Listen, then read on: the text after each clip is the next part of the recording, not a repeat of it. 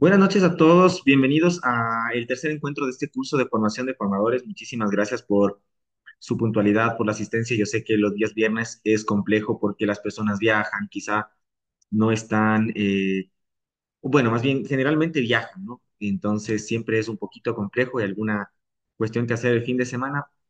Entonces se valora mucho el esfuerzo que hacen para estar aquí en el encuentro en vivo, en el encuentro sincrónico que estamos llevando a cabo. Sin embargo, recuerden que si que por algún motivo tienen que desconectarse, pueden ver la clase grabada en el aula virtual. Ayer ya revisamos cómo ingresaban al aula virtual, ya están cargadas las dos anteriores y hoy en la noche yo cargo la tercera para que lo puedan revisar. Bien, sin más preámbulos, vamos a comenzar con la primera fase con el primer momento más bien de esta clase que vamos a hablar acerca de estrategias de enseñanza-aprendizaje. Ok, recuerden, tres momentos importantes de apertura, desarrollo, cierre o conclusión de una clase, ¿no? Hacer un recordatorio de lo que estamos haciendo. Entonces vamos a hacer un pequeño eh, punto, vamos a marcar un punto de partida revisando en dónde nos quedamos y al final de la clase vamos a revisar la normativa de planificación, perdón, la normativa de calificación para capacitadores independientes con los reglamentos, las resoluciones del ministerio, las que están vigentes en este momento, para que el fin de semana, si ustedes están interesados ya en profundizar un poquito el tema, sepan exactamente qué es lo que está pasando en el ministerio, cuáles son los puntos que pide, qué documentos me va a pedir, qué tengo que tener durante el proceso para irlo anticipando y para que ustedes vayan generando como un mapa de lo que van a hacer para calificarse como independientes, renovar su permiso para generar un operador de capacitación, etcétera. Bien, dejo de compartir la pantalla y me paso a este documento que estábamos viendo ayer para contextualizar un poquito en lo que estábamos el día de ayer. Ok, muy bien. Esperemos que salga. Muy bien. Bien, todos estos días hemos estado desarrollando el formato de planificación curricular del ministerio, que, ojo, vuelvo y repito, este es uno de los requisitos que les van a pedir para que les aprueben el proyecto. Hay que tener un plan curricular, ya hemos hablado el primer día de clases porque me permite enfocar mis esfuerzos en los objetivos que están planteados y a su vez estos objetivos parten de una necesidad, problema, deseo de capacitación o aprendizaje de las personas. Bien, nos habíamos quedado el día de ayer hablando de temas transversales que están por aquí, ¿no? Temas transversales, le voy a dar un poquito de zoom. Muy bien, hablamos de temas transversales, la trascendencia que esto tiene, les di un dato importantísimo de la Organización de Cooperación para el Desarrollo Económico, donde el Ecuador no le va muy bien en temas matemáticos, lectoescritura y la relación que esto tiene con el desarrollo de las habilidades blandas y esto a su vez con los temas transversales. Y hoy, para seguir completando este formulario de planificación curricular, vamos a hablar acerca de estrategias de enseñanza-aprendizaje. Ojo con la nota, siempre con la nota que esté en amarillo. Para la modalidad virtual y semipresencial debe existir concordancia con lo descrito en la plataforma virtual. Es decir, aquí viene una cuestión que puede ser que, bueno, que si está planificada bien desde el inicio, luego no da problema, pero que si nosotros ponemos por poner una estrategia de enseñanza-aprendizaje para presencial, virtual o semipresencial, después puede haber un problema de incoherencia. Ya les voy a explicar o vamos nosotros a descubrir por qué se dan este tipo de inconvenientes. Antes, voy a dejar de compartir esta pantalla, permítanme un segundo. Voy a compartir algo como para darle relevancia a lo que estábamos hablando ayer. Permítanme un segundito. Segundo. Portafolios, currículos. Déjenme ver por aquí. Ya, muy bien.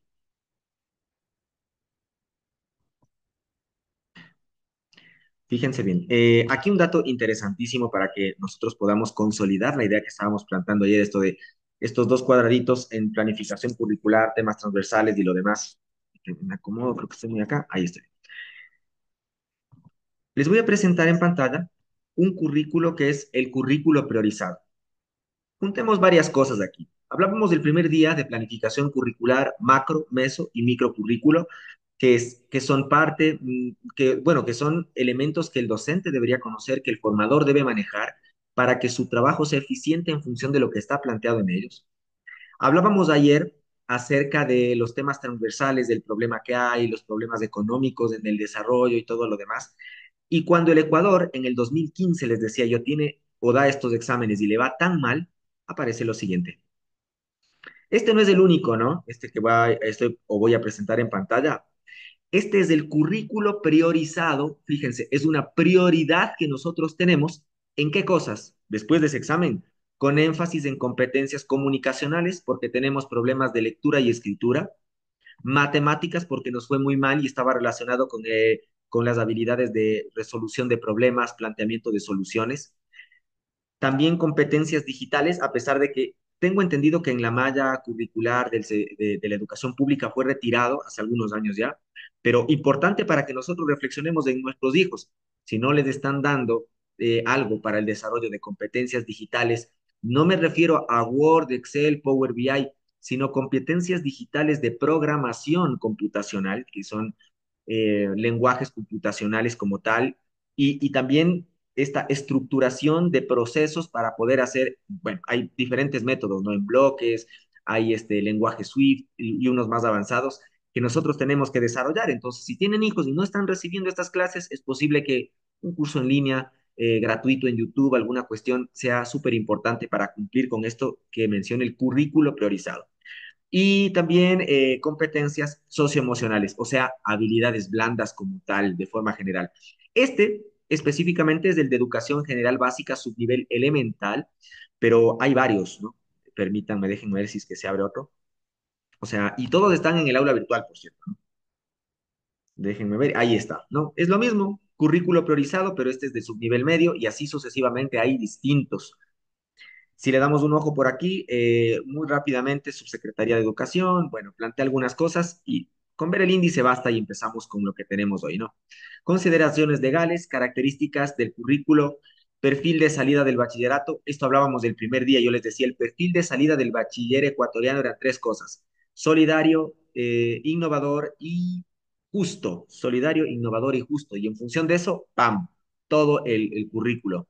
Un currículo organizado por áreas de conocimiento, bueno, un poco se repite, por cierto, si ustedes le van a echar un ojo al currículo principal, al que no es este, el priorizado, que es pequeño, tiene solo 66 hojas, porque el otro tiene como 1000 y algo, pero bueno, 1000 y algo dividido en secciones, no en niveles.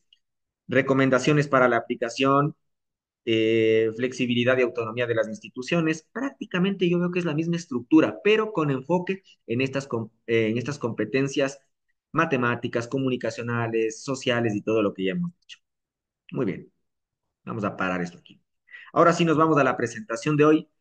Entonces, hemos planteado objetivos, tenemos temas, subtemas, sabemos que nuestra modalidad que ya declaramos antes es virtual, presencial o semipresencial, entonces vamos a hacer un poquito de pensamiento crítico, discusión acerca de qué estrategias de enseñanza-aprendizaje tenemos disponibles. Vamos a descubrir que algunas probablemente las estemos aplicando de forma incorrecta o quizá las estemos aplicando un poco bien, haya que hacer alguna adaptación y vamos a ver si podemos pulir un poco el método. Lo digo para las personas que ya hacen docencia hace mucho tiempo y probablemente digan, yo tengo un método definido que yo he desarrollado, puede ser y puede estar bien también. Ahora sí comparto la pantalla de Kahoot. Para los que se puedan conectar, excelente. Para quienes estén conduciendo alguna cosa, lo más importante es que escuchen la clase, ya sea de forma sincrónica en este momento, o si nos están viendo en una grabación, pues si gustan, recuerden que en aula virtual está también la presentación interactiva para que la puedan desarrollar de forma independiente, también se puede. A ver, ¿dónde está Kahoot? Vamos a ver. Muy bien, estamos por aquí. Perfecto. Como siempre, les doy un par de minutitos para que puedan verla. Ay, les copio el link, ¿cierto? Si es que están en el móvil y no pueden escanear el código, ahí está el link también para que se puedan conectar directamente. Si es que están en el móvil y solamente en el móvil y no pueden hacer la presentación, no hay problema. No se olviden que esto es una estrategia de gamificación y hoy se va a entender muchas cosas que yo he aplicado desde el primer día de clase. Ah, esto le va a dar sentido. Ah, por eso el profe hace estas preguntas. Ah, por eso y todo lo demás. No es como un poquito el enseñar a través del ejemplo. Hemos hablado y vamos a hablar de algunas cosas que hoy van a aparecer y van a cobrar mucho sentido. Muy bien, un minutito más. Mientras tanto, me anticipo. Hoy vamos a ver algunos reglamentos, algunas resoluciones del ministerio. Les había comentado al inicio para quienes se conectaron después. Ah, una pregunta, Yolandita.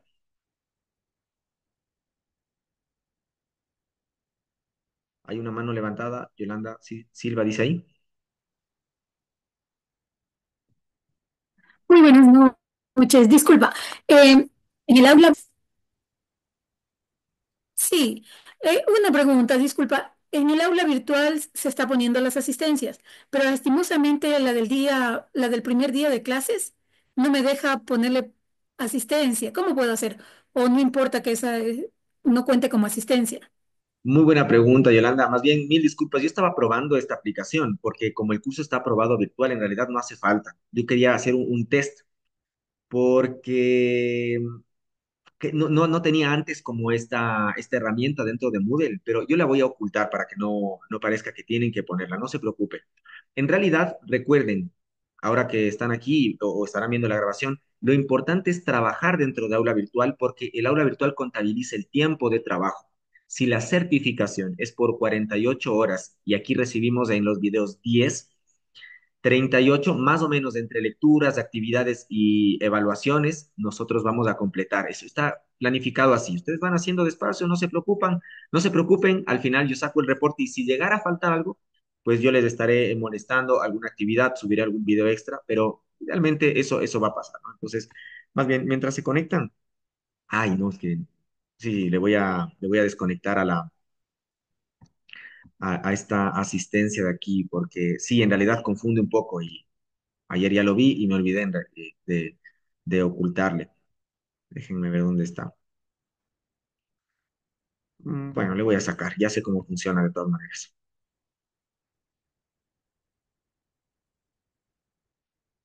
Bueno, no puedo. Vamos a ocultarle entonces, para que no les aparezca. Bueno, no puedo tampoco. Seguramente ya se actualizará y ya no les va a aparecer, ¿no? Pero vamos a ver. Ya no está.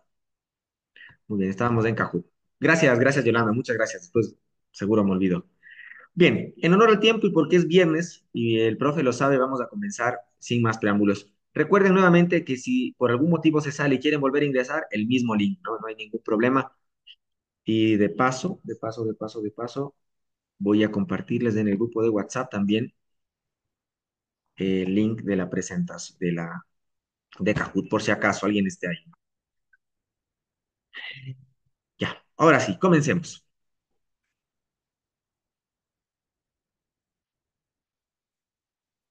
Bien, como habíamos dicho, vamos a hablar acerca de estrategias de enseñanza-aprendizaje.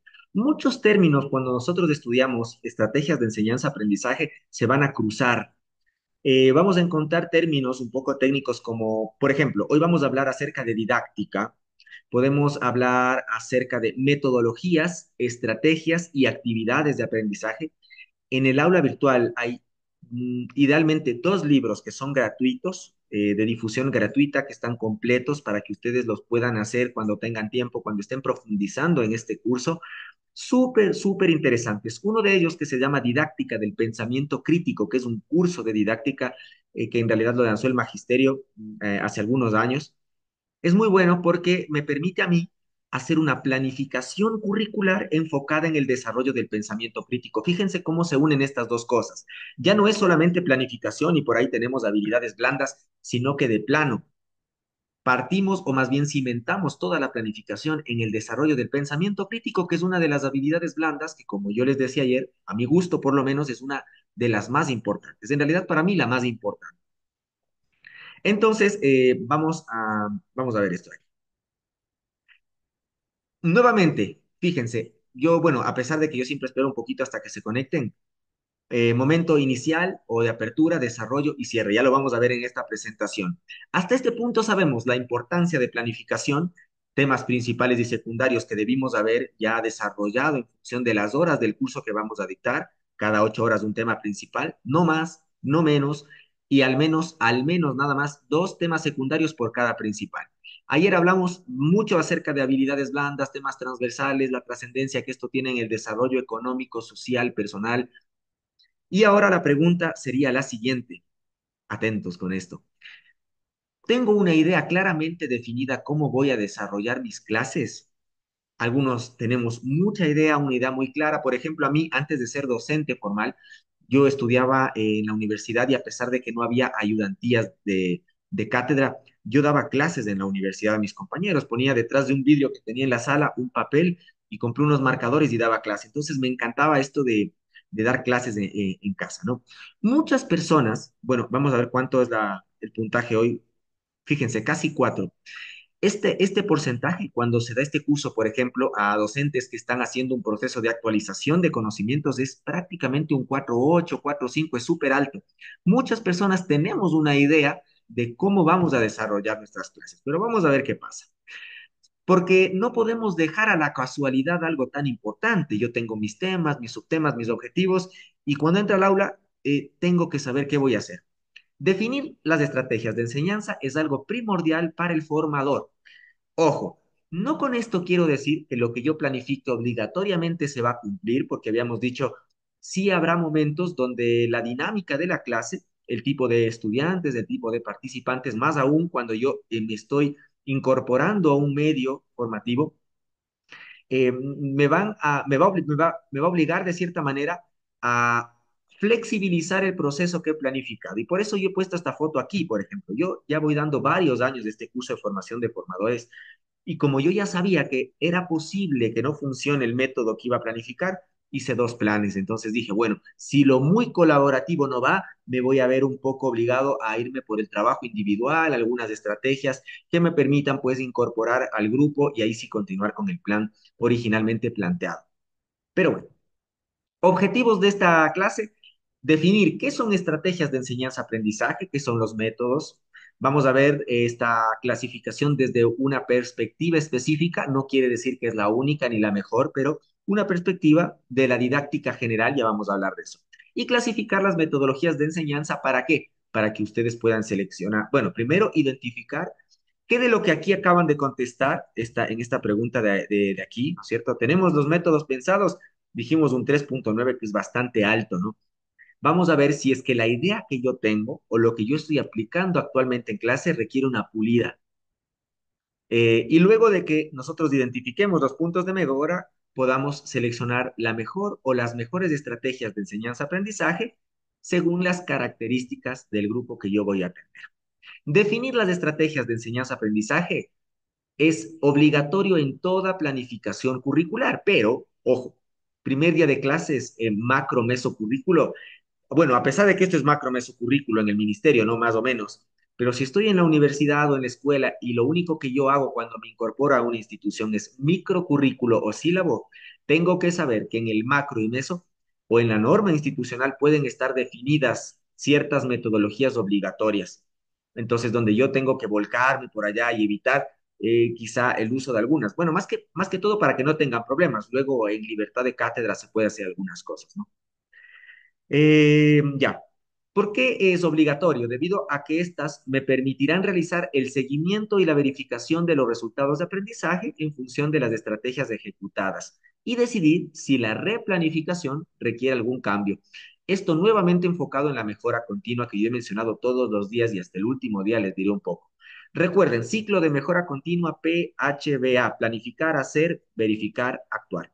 Parte de la planificación curricular es decidir o plantear cuáles estrategias, según mi experiencia, según mi capacitación, van a resultar o van a dar los mejores resultados de aprendizaje. Planificar, hacer, las ejecuto y tengo que hacer una verificación. En realidad, esta parte de la verificación, yo creo que es una de las cosas más complejas que a mí me ha tocado hacer. Fíjense bien, solo pensemos un poco. Los indicadores de calidad y acreditación a nivel universitario, por lo menos, nos piden que hagamos una, un cruce entre los resultados de aprendizaje y las estrategias que he utilizado. No es un proceso fácil, ¿no? Es algo un poco estadístico, descriptivo, inferencial. Hay que hacer algunos análisis, es un trabajo en grupo bastante interesante primero y complejo después para decidir si las estrategias que he planificado están realmente enlazadas a los resultados de aprendizaje. ¿Por qué? Porque Planificar, hacer en la verificación, yo puedo actuar y hacer una mejora, una replanificación, un replanteamiento y continuar con el ciclo. Planificar, hacer, verificar, actuar. Bien, pero es complejo, ¿no? Y para hacer un paréntesis, esto es algo que a nivel como no, bueno, que en la realidad hay muchas cosas que en realidad no funcionan. Yo creo que por eso, o bueno, esta es una de las razones por qué quizá la educación no es tan buena aquí. Porque voy a hablar en una institución privada. Yo hago un planteamiento de estrategias de enseñanza-aprendizaje. Voy a decir que supongamos que hago una excelente clase, son buenos materiales, buenos laboratorios, pero los estudiantes no quieren aprender, ¿sí? Porque suele pasar también no asisten, no hacen las actividades, piensan que los deberes son un castigo, cuando en realidad son un entrenamiento para el desarrollo de habilidades y destrezas y conocimientos. No hacen eso y cuando llegan a las evaluaciones se caen. Entonces es una muy buena planificación con pésimos resultados de aprendizaje. No tiene sentido, número uno. O puede ser lo contrario. Yo hago un trabajo deficiente, regalo las notas, no hago muchas clases, quizá me fugo, no voy, pero les pongo muy buenas notas a los estudiantes. No tiene sentido tampoco, ¿no es cierto? Es un falso positivo, qué buenos resultados, tu estrategia es lo máximo, pero en realidad no lo es. Esto como para reflexionar de forma muy crítica sobre lo que estamos haciendo. Bien, entonces seguimos, ¿no es cierto? Tenemos que planificar las estrategias para analizar los resultados y verificar si es que requieren una mejora o no. Resumen. ¿Verdadero o falso? Si no defino las actividades, podría asegurar el cumplimiento del desarrollo de la clase. Es decir, yo llego sin nada a mi clase, ¿no? Sin nada preparado. Bueno, ahora diapositivas, ¿no? Antes yo me acuerdo, mis profesores siempre tenían apuntes o tenían el libro. O bueno, había algunos profesores que no tenían absolutamente nada y eran unos excelentes profesores, ya llevaban muchísimos años haciendo eso con una experiencia muy grande, pero vamos a ver qué opinan ustedes. Es complicado, ¿sí? Yo también estoy de acuerdo con el uno en cierto porcentaje, pero en esta medida. Habrá casos en los que si no definen las actividades, van a asegurar porque tienen una experiencia muy amplia en el campo educativo en su área, pero en la mayoría de casos, especialmente para quienes iniciamos como capacitadores independientes o en un operador, es complicado. Y les digo porque yo hago evaluación una vez semestral de mis profesores en mis aulas. Así empecé, tuve muchos problemas y ahora el proceso que yo hago para contratar a alguien aquí en la escuela Meta-Analytic es primero tienen que pasar formación de formadores sí o sí. Yo hago un curso privado con los profesores en los procesos de ampliación. Ya les explico qué es eso. Entonces hacemos un curso privado, yo les explico las normas del ministerio, las normas internas, los procesos que tenemos aquí. Tienen que desarrollar todo el material y una vez que hacen una clase demostrativa, hacemos algunos ajustes, vuelven a hacer la clase y están adentro. Caso contrario, no, porque podrían estar un poco vulnerando la calidad que nosotros buscamos como institución. Pero bien, eso porque empezamos, ¿no? Porque hay personas que empiezan y hay que hacer un proceso, es una curva de crecimiento también, una curva de aprendizaje. Muy bien. Vamos con verdadero o falso. ¿Es de utilidad llevar un registro de las actividades de aprendizaje que nosotros realizamos día a día? Vamos a ver. ¿No es cierto? Correcto. Obviamente tengo que llevar un registro porque, como les decía, los indicadores de calidad me dicen qué hiciste. Si yo no tengo un registro, si yo no anoté, si no hice una planificación, difícilmente me voy a acordar en un semestre o peor aún en un año qué es lo que hice para poder hacer una comparación con los resultados de aprendizaje. Por eso dice, obviamente sí, puesto que un registro adecuado de las actividades me permitirán identificar las que mejor y peor funcionaron para realizar cambios, procesos de mejora continua y replanificación. Algo importante aquí, solo déjenme ver la sala de espera, quizá, ya no hay nadie. Algo importantísimo en esta parte, registro de actividades, ya. De cierta manera, a pesar de que puede sonar feo, cuando yo empecé en la universidad, hace algunos años, yo sí hice una planificación con poco conocimiento en la parte didáctica, ¿cierto? Yo hice una planificación basada en prácticamente en lo que a mí me parecía mejor de los métodos como a mí me enseñaron. Pero esto no necesariamente funciona siempre, porque hay ciertas características que el estudiante, por ejemplo, hay la metodología BARC, que es de los estilos de aprendizaje, que estos estilos hablan acerca de, por ejemplo, la BARC es con B dentilabial, con la B pequeña, que son estudiantes que tienen un estilo más visual, la A que son más auditivos, la R es reader and writer, que es lector-escritor, y la K que son kinestésicos, que aprenden haciendo. Hay una discusión interesantísima en este aspecto cuando estamos decidiendo, y se habla mucho, por cierto, en educación. Yo les voy a dejar un video al final de la clase, permítanme, voy a anotar. Es un video buenísimo de un canal genial que hay en YouTube que se llama Estilos de Aprendizaje, pero voy a dar un preámbulo, ¿no? Voy a hacer una discusión aquí, una discusión que la van a hacer ustedes. En procesos formativos para docentes se habla mucho de que el docente tiene que planificar en función de los estilos de aprendizaje de sus estudiantes. Bueno, cuando yo hacía planificación decía, ¿y cómo voy a saber si no les conozco hasta que empieza clases y la planificación tiene que estar antes de empezar clases? Es imposible. Entonces yo trataba de decidir, voy a hacer algo visual, algo auditivo, algo audiovisual, voy a hacer prácticas de enseñanza, bueno, actividades prácticas, voy a hacer también algo de lectura, a pesar de que es difícil, pero bueno, trataba de hacer un poco un mix de todas las actividades para ir acomodando al inicio, ver por dónde más conviene ir y poner fuerza en el método que mejor resulte. Ya, bueno, hasta ahí. Después quiero decir una cosa acerca de Reader and Writer. Bien, entonces seguimos por aquí. Bien, los métodos didácticos son una serie de estrategias desarrolladas por el docente o por los estudiantes que permiten llegar a cabo un plan y alcanzar los objetivos de aprendizaje de la manera más eficaz posible. Con esto, fíjense, una persona sin experiencia educativa ¿puede dar clases? Por supuesto que sí, pero el proceso va a ser eficaz. Posiblemente no, posiblemente no. Hay personas que, como digamos, los futbolistas que nacen para ser futbolistas lo hacen bien, con muy poco entrenamiento, pero no vamos a garantizar que en un porcentaje alto, pues esto se dé. Déjenme ver, aquí hay un mensajito que dice, muchas gracias. No hace falta decir presente, ¿no? Recuerden algo súper importante. Este curso está aprobado de forma virtual. Sí, estos encuentros son para que hagan preguntas, para que nos hagan sugerencias, para que puedan participar, porque los procesos constructivistas, socioconstructivistas, de interacción, de intercambio de ideas, son más eficientes. No es lo mismo, por ejemplo, que yo lea un concepto, ¿no es cierto?, que lo puedo aprender, que a que yo lea el concepto y me lo explique otra persona desde su perspectiva, que a mí me va a dar una idea diferente, va a incrementar mi nivel de conocimiento.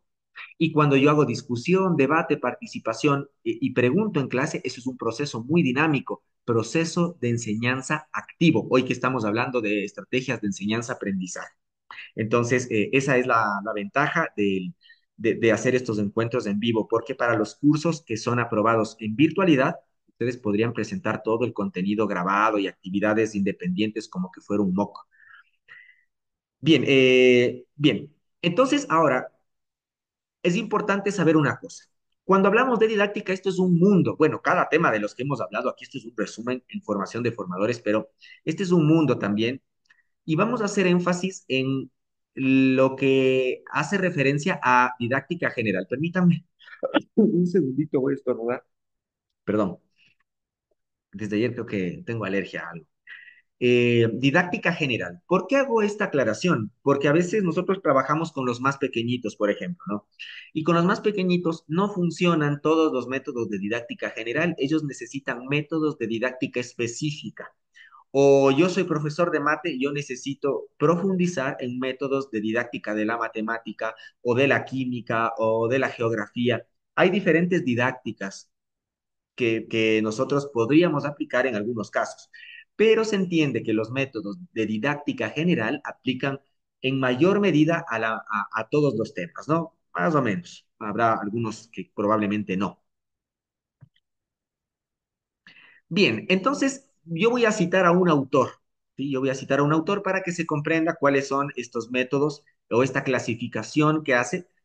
Me parece muy sencilla de entender, da muchos criterios, muchos conceptos clave para que nosotros a esta idea inicial, 3.9 dijeron ustedes, a esta idea inicial que yo tengo para desarrollar mi capacitación, pueda irle afinando, puliendo, perfeccionando, adaptando y también haciendo un mix según la experiencia que yo tengo.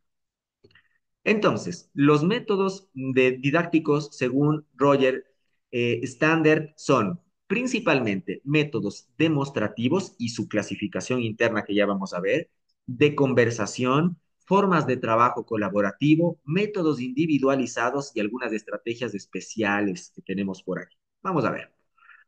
Empecemos, bueno, yo aquí he hecho un resumen, vuelvo y repito, este es un libro que en realidad completo, lleva unas 4 horas leerlo. Yo porque tuve algún evento de salud en mi casa, estuve en el hospital y un día me puse a leer, pues y la mañana a la tarde ya estuvo finalizado con almuerzo y con todo. No es muy largo y es muy entretenido. ¿Qué características debería tener antes de empezar con la clasificación? Pensemos un poco en las características que debería tener una metodología de enseñanza-aprendizaje para tener un impacto positivo en los estudiantes y que les permita alcanzar buenos resultados de manera eficiente. Pensemos un poco en eso y vamos con unas preguntas por aquí. Encuesta, dice aquí. Seleccione las características más importantes que usted considera que debería tener una estrategia de enseñanza-aprendizaje. Estimular el procesamiento activo del estudiante, quizá. ¿Será que tiene que despertar su mente? Debe estar contextualizado, es decir, que pueda ser aplicable o que puedan hacer de problemas reales que suceden en la vida cotidiana. Promover el aprendizaje autocontrolado y orientado a objetivos. Promover el aprendizaje constructivista acumulativo que hemos venido hablando desde el primer día, que esto se enlaza con el modelo constructivista, socioconstructivista, y hay algunas teorías, por si alguien quiere profundizar en esto, buscar información, Piaget, Vygotsky, Brunner, ya dentro de esto, de este grupo, o quizá favorecer el trabajo colaborativo o debería ser aplicable, o sea, el conocimiento, las enseñanzas deberían ser aplicables en la vida. A pesar de que esto de contextualizado y aplicable prácticamente estamos redundando un poco, no voy a ser muy franco. Le voy a corregir a esta parte. Esta es la número. Tengo un problema con esto. Bueno, después lo soluciono. Más o menos es la 12. Muy bien, perfecto, ¿no? Entonces, vamos a discutir acerca. Procesamiento activo del tema. Cuando nosotros estamos capacitándonos en didáctica, en estos métodos, estrategias y actividades de enseñanza-aprendizaje, se habla muchísimo acerca de métodos activos del tema y voy a regresar un poco.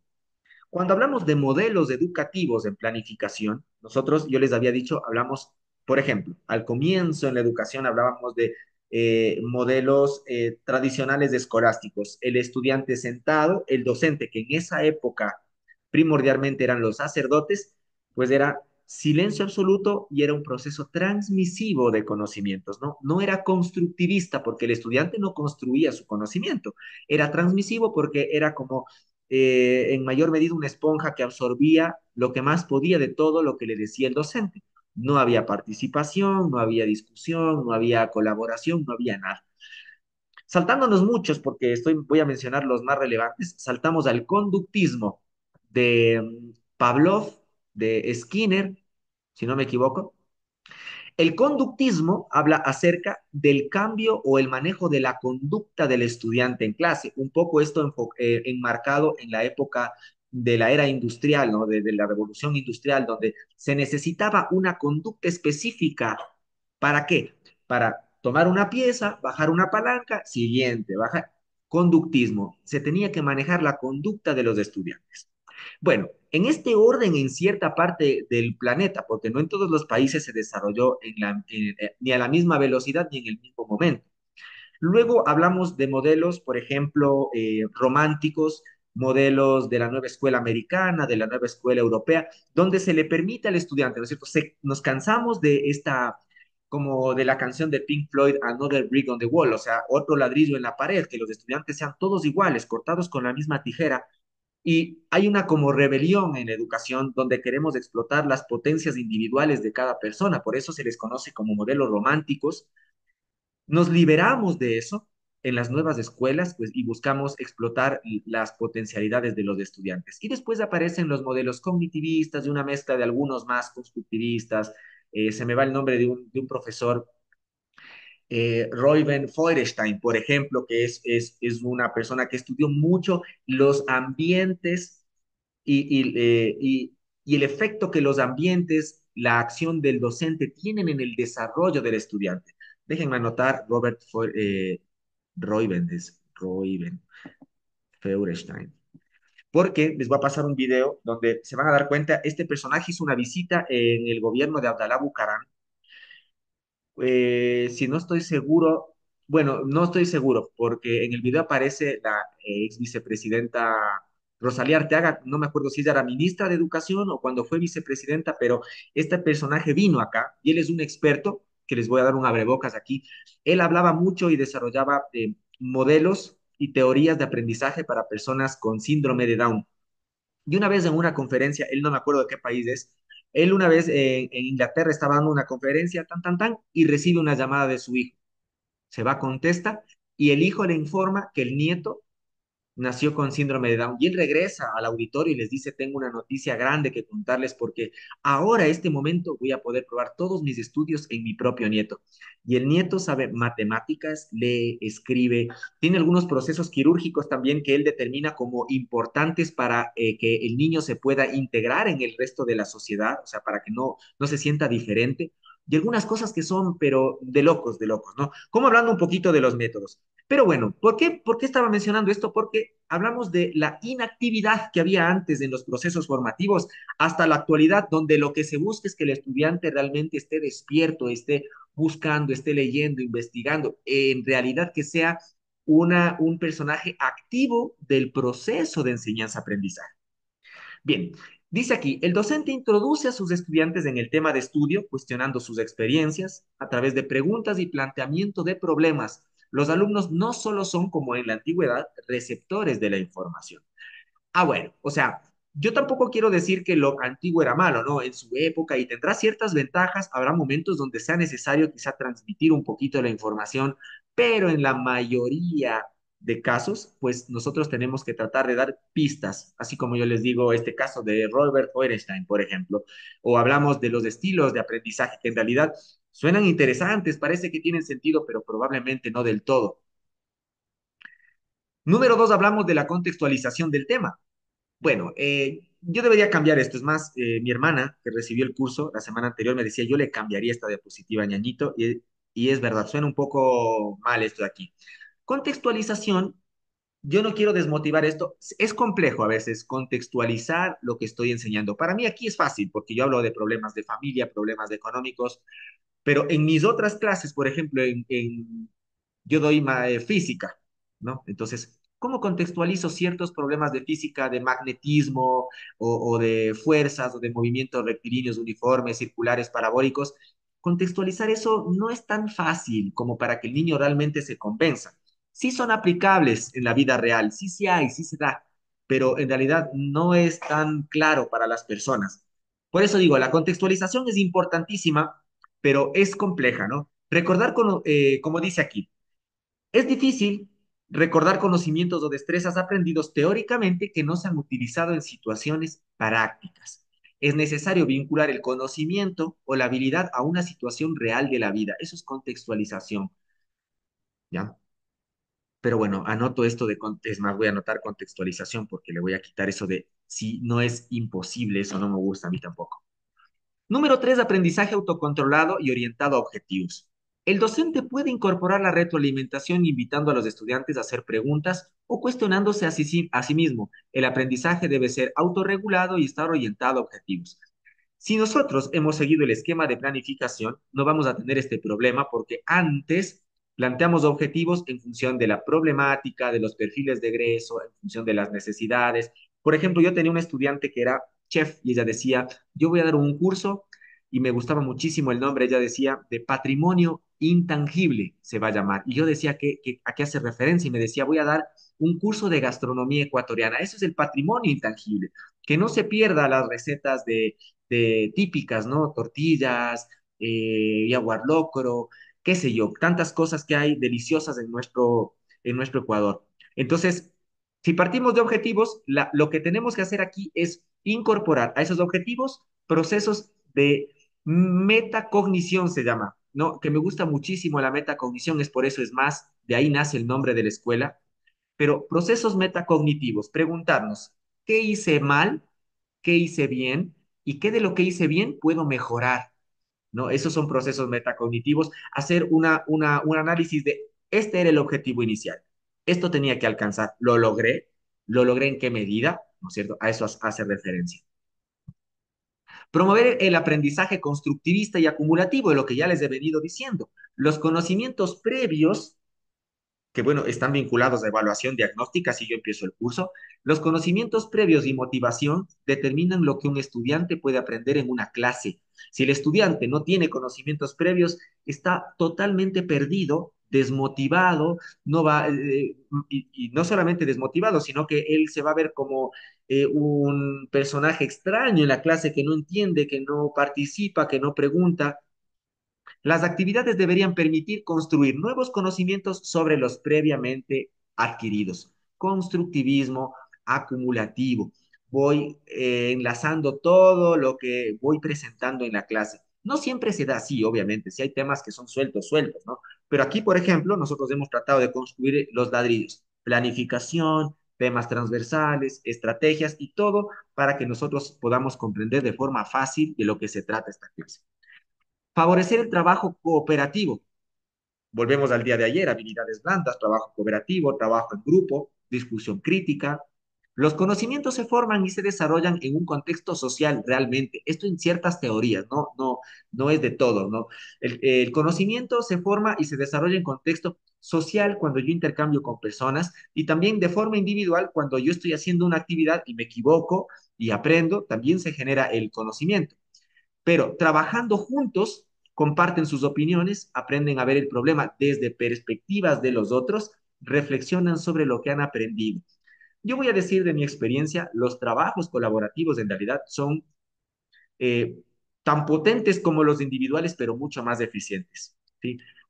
El trabajo cooperativo es muy, muy bueno cuando se trata de temas largos, cuando ellos tienen que hacer discusión, cuando son temas complejos y que el lenguaje que nosotros como formadores usamos quizá no es tan comprensible para ellos y cuando están hablando entre ellos pues se entiende mejor ahí. ¿Verdadero o falso?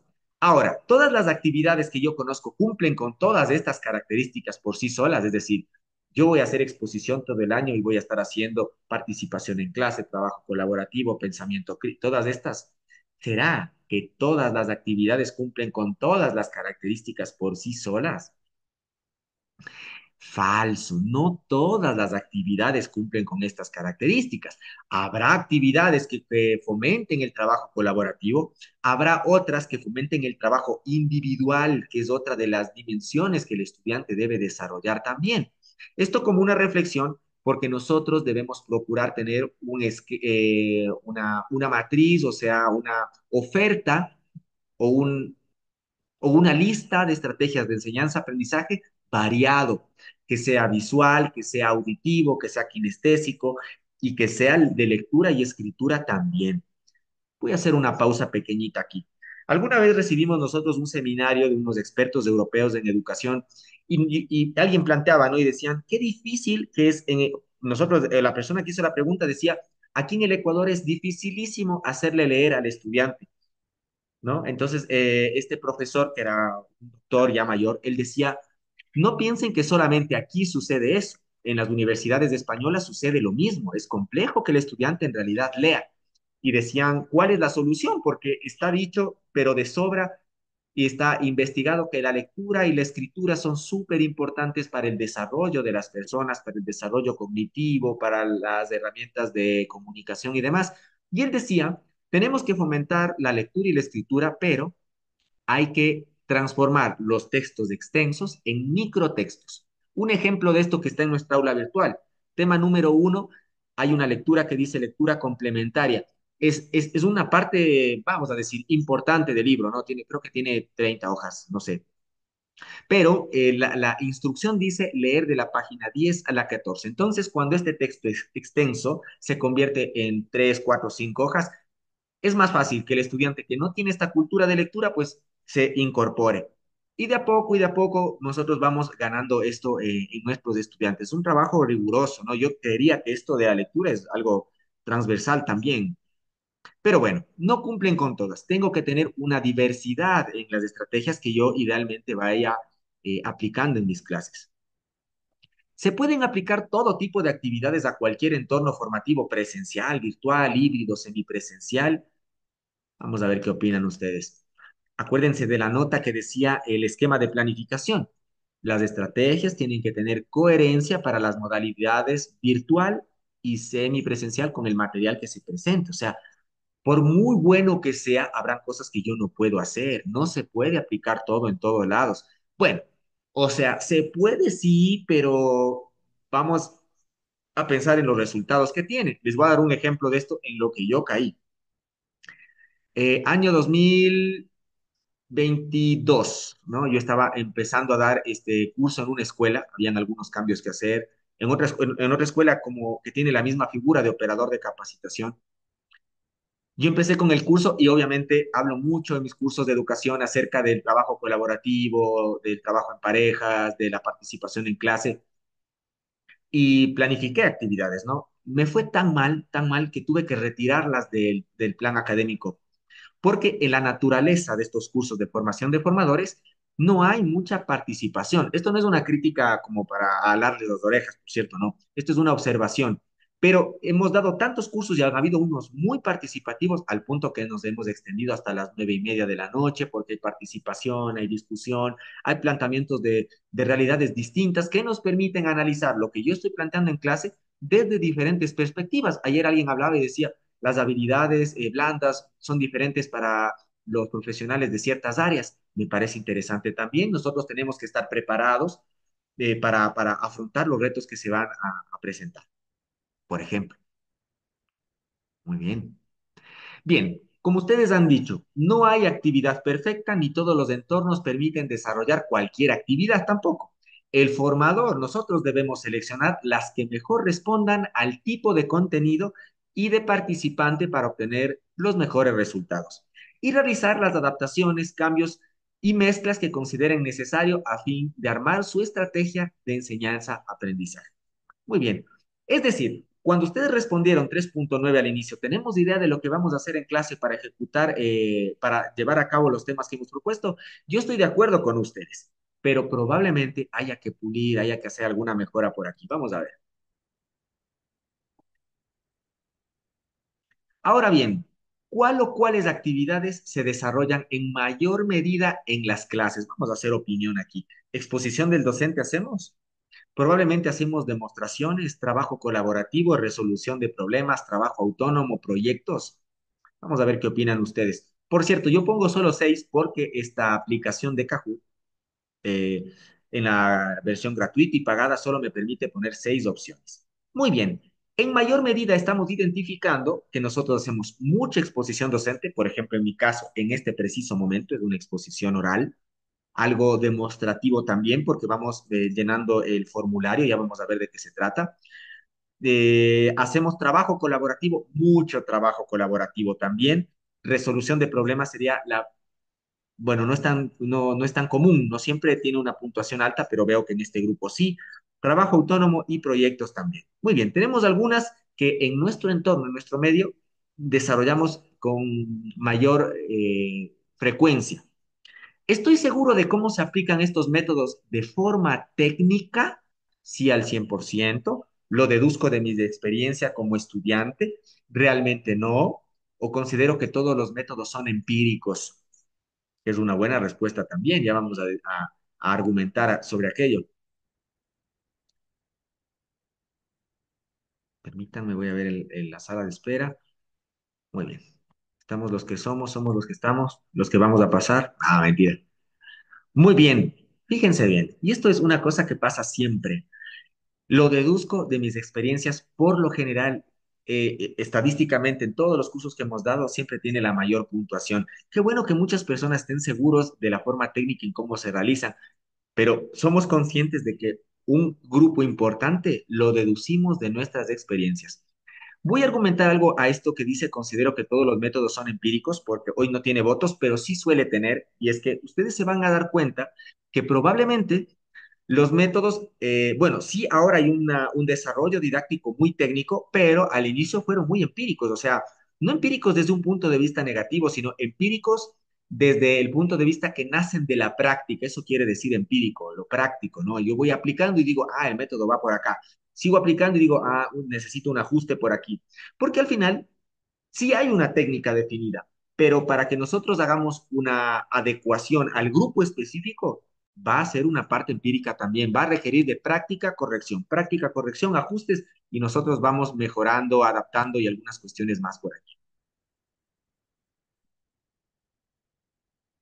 Ya, mil disculpas, solo que vi la sala de espera. Muy bien. Seguimos. Seguramente, y fíjense que tomo este atrevimiento porque la estadística ya nos da este resultado, seguramente la mayoría de nosotros lo deduce de nuestras experiencias.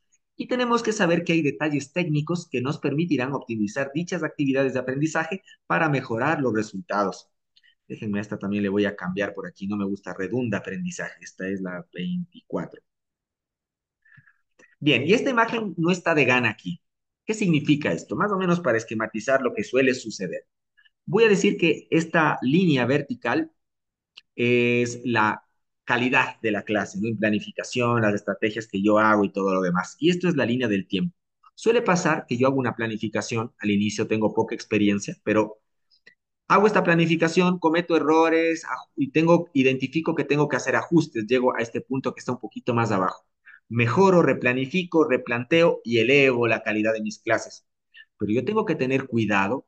¿Para qué? Porque yo no puedo caer en algo que se conoce como estancamientos al aplicar. Ya me fue bien una vez y aplico lo mismo, lo mismo, lo mismo, lo mismo, lo mismo, y la clase va cayendo, cayendo, incluso debajo de lo mínimo admisible sin que yo me dé cuenta. Entonces, hacer esta verificación constante, replanteamiento, como ustedes lo están haciendo en este momento, curso de capacitación continua, actualización de conocimientos, me permite darle este estirón. Bueno, vamos a ver qué de nuevo hay por aquí, qué más puedo hacer. Entonces, analicemos la primera de las clasificaciones, metodologías demostrativas. El autor lo divide en tres grupos: exposición oral, demostración y métodos conversacionales. Los tiene dentro de esta primera parte. ¿Qué es una exposición oral? Que nosotros ocupamos mucho, ya lo dijeron ustedes en la respuesta anterior. La exposición oral, bueno, requiere la capacidad de asimilación, depende mucho del tiempo de exposición, de las habilidades del formador y de los recursos que se utiliza. Para ponerlo en un contexto, estamos más o menos hablando de una exposición, imaginemos un auditorio donde, o esta misma clase, donde estamos de cierta manera un poco lejanos, ¿no? Que es una característica de los entornos o de las clases virtuales, donde hay cierto aislamiento entre el docente y los estudiantes. Entonces, tenemos cierta distancia y para que la clase, que no está mal que aplique métodos de exposición oral, tenga una calidad diferente, el libro nos recomienda ciertos parámetros que vamos a ver a continuación y que le van a dar sentido a lo que se ha venido haciendo desde el día miércoles y que vamos a hacer hasta el martes. Pero antes, esta curva de porcentaje de atención versus la hora de 60 minutos clase. ¿Qué dice? En el grado de concentración en clases con exposición oral pura, o sea que yo expongo y no hay participación alguna del estudiante, la línea continua es del docente y la línea entrecortada es del estudiante. Dice que al inicio, en el minuto cero, los estudiantes llegan con un promedio de 75% de atención. El docente también no llega a su 100%, dice en promedio, ¿no? Esto es una estadística, pero enorme. Entonces empieza a desarrollar la clase, el nivel de atención sube hasta su máximo punto antes del minuto 20 en los estudiantes. Pero si mi clase es puramente exposición oral, el estudiante se va durmiendo, durmiendo, viendo el celular, entreteniendo, distrayendo, hasta que en el minuto 50 la atención ha caído por debajo del 50%. Y en ese momento empieza a subir porque él es consciente que ya mismo suena el timbre. Es por eso que nuevamente empieza a poner atención, como que hay ese despertar al final. Entonces, que nuestra clase tenga esta curva de comportamiento en cuanto a la atención del estudiante es lo que queremos evitar a través de ciertas estrategias que vamos a aplicar. Por ejemplo, yo sé que mi clase es virtual, que voy a tener una exposición oral bastante fuerte en mis clases, entonces voy a seguir las siguientes recomendaciones. Para mantener la concentración de los estudiantes, ¿qué nos recomiendan? Cada fase se debe alternar con ¿qué? Preguntas de repaso, preguntas de opción múltiple, preguntas de discusión, ejercicios y demostración. Ya les voy a mostrar cuál es el libro, pero para que lo verifiquen, página 118 del libro de didáctica general de Stewart que estábamos diciendo. ¿Qué más me dice? y esto le va a dar sentido a cómo se van desarrollando las clases. Me dice, debería mantener una actitud informal, lógicamente en la línea del respeto, ¿no? Procurar una buena expresión y mímica correcta, perdón, expresión mímica y una correcta entonación. No es algo, por ejemplo, yo creo que me va muy bien ahora en esto de la entonación, me gusta ser muy gestual, pero si yo retrocedo a hace algunos años, pues muy estático, ¿no? Muy estático. Mantener contacto visual con los oyentes, si es que hay la posibilidad, si es una clase presencial. Tener organizado el material a ser presentado. Fíjense aquí lo que he venido diciendo todos los días. Introducción, desarrollo, conclusión y cierre. Aquí este autor lo divide en cuatro, o apertura, desarrollo y cierre. Son los tres momentos fundamentales que una clase tiene que tener para que el estudiante esté enganchado y esta atención no caiga. Recordar conocimientos previos en el momento de apertura, situar el tema a ser presentado en un contexto más amplio relacionado con la materia, esto es contextualización, hacer referencia constantemente a la práctica, para ello usar ejemplos, imágenes, aplicaciones, aquí ojo, anécdotas y comentarios, y cuando sea necesario, presentar datos y contrastarlos con su opinión personal, ¿no? Por eso yo también les digo, creo que desde mi punto de vista pasa esto, ustedes qué piensan, llévense esta idea hasta el final. Y bueno, al momento de la conclusión, después de una discusión, presentar los contenidos expuestos de manera organizada y por fases secuenciadas para la fase de cierre. Algunos consejos por aquí. Fíjense bien, ¿cómo ha evolucionado? Les cuento yo un poco acerca de esta formación de formadores. Empezamos con diapositivas. Yo le decía pues, a mi jefe en ese entonces, en el otro operador, le decía, contratemos Kahoot, contratemos Quizzes también, que es otra de las aplicaciones similares. Yo trataba de utilizar Kahoot, porque no es barato tampoco, ojo, una licencia profesional Kahoot no completa, creo que vale unos $300 del año, 200 y algo. Una completa, completa vale 500 y pico. Vuelvo y repito, la persona que gane más puntos en este curso, la persona que sea nuestro abanderado en esta edición del curso y en las siguientes también, va a tener una bonificación, le vamos a dar una licencia. En realidad le vamos a extender una de las que tenemos en la escuela para que pueda hacer sus presentaciones y sus cursos de forma similar a lo que nosotros hemos hecho. Entonces hemos evolucionado también, pasamos de diapositivas, yo incorporé diapositivas interactivas Kahoot gratuitas, habían cosas que no se podían hacer en esa versión. Hay otra aplicación que para las clases virtuales se llama Mentimeter, es interesante, me gusta mucho Mentimeter, especialmente por la lluvia de palabras y otras cosas. Bueno, aquí también lo tienen, no lo he probado todavía, y bueno, algunas herramientas más que ya les iré comentando cuando hagamos aula virtual. Avanzamos. Estamos ya a la mitad. ¿Qué horas son? Estamos muy bien. Bien, en su caso, en sus clases, en lo que ustedes van a dar, ¿aplicarían preguntas a las exposiciones? ¿Sumarían preguntas de razonamiento, reflexión, harían discusión crítica en clase? ¿Qué opinan ustedes? Definitivamente sí. Hay temas para los que no se aplica. Por ejemplo, yo hago investigación, estoy haciendo una conferencia de algo muy nuevo, pues quizá las preguntas no tengan como mucho lugar para discutir, es algo nuevo, algo en desarrollo, puede ser que en eso, ¿no? Pero reconocemos, así como ustedes contestan ahora, reconocemos el valor de las preguntas.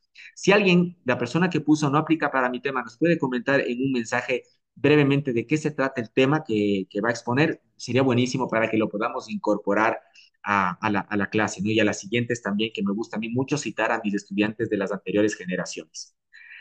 Bien, dentro de estos métodos de exposición se habla de la demostración. Lo que se ha dicho sobre el método de enseñanza expositivo se puede aplicar también al método demostrativo, o sea, todo lo anterior, todos los consejos anteriores, cuando hago demostración, también buena locución, preguntas y todo lo demás. Considerando que ver es más efectivo que escuchar. Fíjense cómo vamos empatando esto. Estilos de aprendizaje, visuales, auditivos, lectura, escritura y kinestésicos. En métodos demostrativos ya estamos juntando dos. Es más, hay autores que dicen, mientras más sentidos ocupemos en los procesos de enseñanza-aprendizaje, las ideas se quedan en la memoria a largo plazo del estudiante. Bueno, lo he puesto ahí, ¿no? Lo he puesto ahí. Entonces, mejor será el resultado, ¿no? Bien, recomendaciones para ejecutar demostraciones. Lo dice el libro, esto es un resumen, tenemos que ampliarlo. Fíjense cómo yo en un paréntesis cortito, yo de cierta manera les trato de motivar. El libro está en el aula virtual, les recomiendo que lo lean. Solo son 4 horas seguidas de lectura si es que quieren hacerlo seguido. Si no, en 30 minutos diario en una semana está terminado. Un docente con destrezas o habilidades motrices desarrolladas. Si vamos a hacer una demostración, hay que movernos, hay que tener desarrolladas estas destrezas. Uso de material didáctico auténtico con apoyo tecnológico es importante. ¿Está mal que cargue un video de YouTube al aula virtual que no es mío? No está mal, no está mal. Tengo que procurar que sea un video con una buena calidad de audio, que tengo que verificar que el contenido que presenta este otro autor sea veraz, tiene que tener una calidad de video importante también, que llame la atención. Yo por eso tengo algunos canales que me gusta recomendar para que podamos hacer. E idealmente, pues que sea material auténtico, ¿no? Qué chévere verla a mi propio profesor en las exposiciones, en las conferencias, en el canal que ha hecho y algunas cosas más. Organización secuencial del material, ¿no? Organización siempre está presente por aquí. Y una demostración debería ser idealmente pausada. Miércoles, una araña. Demostración pausada y progresiva. Perdón. Bueno, por ahí estará. Bien, avanzamos un poco más por aquí. De acuerdo a la siguiente escala, puedo decir que en mis clases es imposible trabajar con demostraciones o si es posible hacer demostraciones. Hay cosas, pues hay temas que son bastante complejos. Yo la verdad, esta es la primera edición donde hago la demostración diaria de cómo se desarrolla la planificación curricular, por ejemplo, porque en los grupos de WhatsApp, en las redes, cuando me escriben, me dicen, profe, quiero calificarme como independiente, quiero ser un operador, algunas cosas, por eso voy haciendo en vivo esta demostración. Luego y luego ya sea un resumen al final el último día de las clases en vivo y nada más. Hemos incorporado también, ¿no? En este planificar, hacer, verificar, actuar. Hemos actuado replanificando e incorporando más demostración. Bueno, habrá temas en los que no. Recuerden, si nos comentan un poquito en qué temas no se pueden hacer demostración, sería interesante también saber. Sí, hay muchos temas en los que es difícil pensar, pero es importante plantearlo porque alguien puede tener una idea que a mí me sirva para incorporar demostración donde yo puedo estar pensando que no se puede hacer. A eso va. Muy bien. Bien, saltamos de los métodos expositivos. Fíjense cómo nos hemos acercado al estudiante. Les decía yo, imaginemos al inicio, pues, una conferencia, ¿no? Un auditorio lejano al estudiante.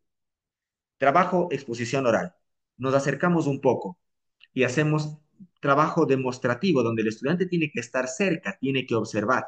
Hay uno que no está aquí en la diapositiva, que son métodos conversacionales que sirven principalmente para las personas que tienen los estudiantes de forma presencial.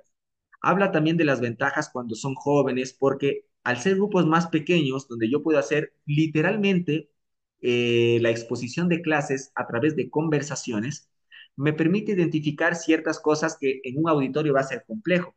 Problemas sociales, problemas familiares, problemas personales del estudiante, me permite tener un acercamiento distinto, métodos conversacionales. Ojo, ténganlo en cuenta para que puedan profundizar en eso si es que su caso tiene las características que acabo de mencionar. Bien, saltamos entonces a los trabajos colaborativos. Estas actividades idealmente deberían, y ya lo mencionamos ayer, pero tomo la cita textual del libro, promover el liderazgo, una que a mí me gusta muchísimo hacer reflexión con mis estudiantes, expresar y o aceptar la crítica. Qué importante, porque en nuestro medio, digo yo, hablo por mí, tenemos una capacidad de expresar y aceptar crítica muy bajas. La gente por todo se enoja, pero tiene una razón de ser y es porque nosotros tampoco tenemos esta capacidad de expresar la crítica. Digo yo era muy fuerte, quizá rayaba en lo grosero, incluso cuando expresaba crítica acerca de un comentario que desde mi punto de vista era equivocado, podía incluso estar bien, pero si no desarrollamos respeto y capacidad de expresar crítica de forma respetuosa, va a ser muy difícil que en el entorno se desarrolle habilidades ya, de aceptar también la crítica. Si yo recibo una crítica que es argumentada, que es respetuosa, que tiene pues fundamentos, ¿cómo no voy a ser capaz de aceptar eso, no es cierto? Para mucha reflexión, esto me gusta hablar en clase con mis alumnos siempre al inicio. Trabajo colaborativo, crear un mayor compromiso a través de una tarea, pero siempre pensando que antes yo ya les avisé a mis estudiantes acerca de estas habilidades blandas. Si ellos son responsables, si son inteligentes, si piensan de forma crítica y están trabajando colaborativamente, crean compromiso porque obvio, son responsables o corresponsables del trabajo que hay que hacer, entonces crean mayor compromiso.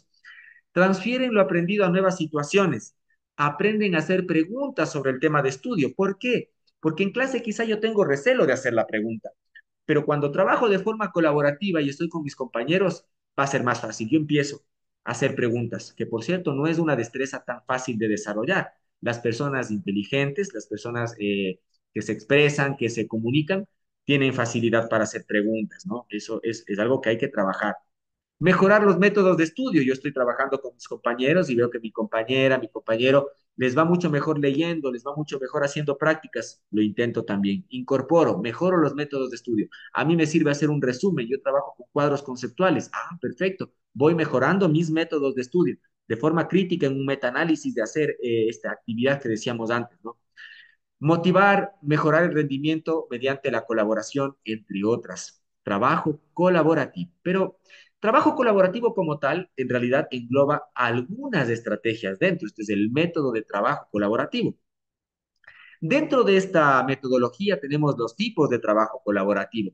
Yo he citado algunos: lluvia de ideas, trabajo en parejas, método Jigsaw, ABP, que para este autor es aprendizaje basado en problemas, para otro será aprendizaje basado en proyectos. Esto hay que tener atención, no es un error, sino que tienen diferentes perspectivas.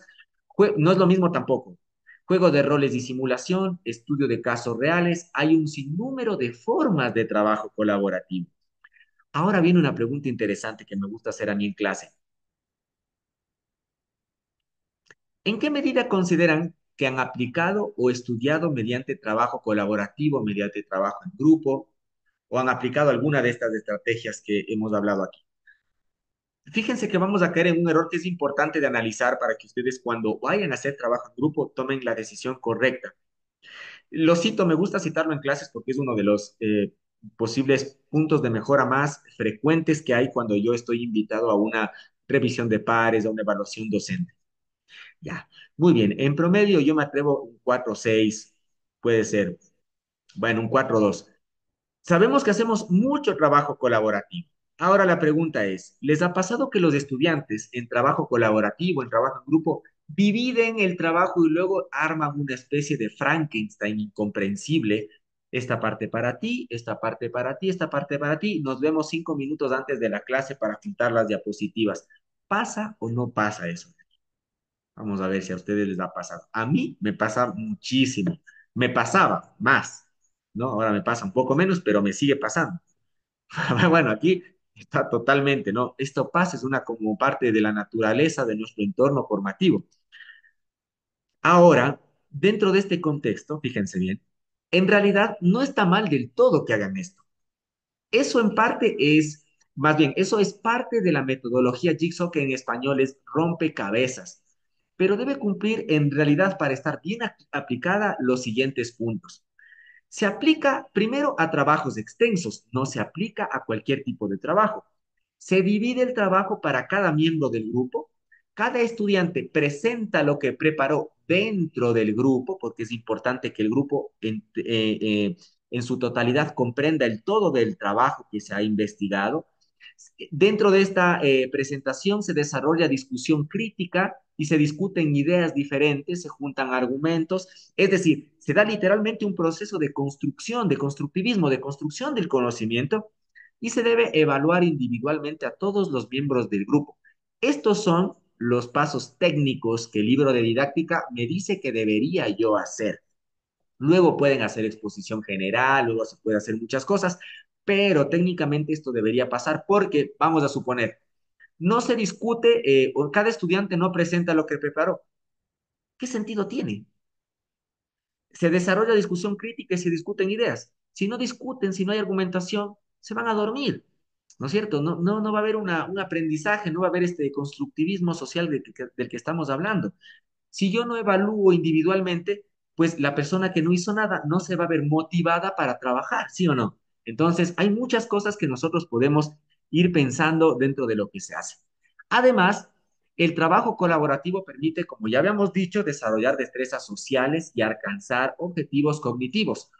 Ojo, el trabajo en grupo, el trabajo colaborativo en ocasiones es el objetivo y en ocasiones es el medio.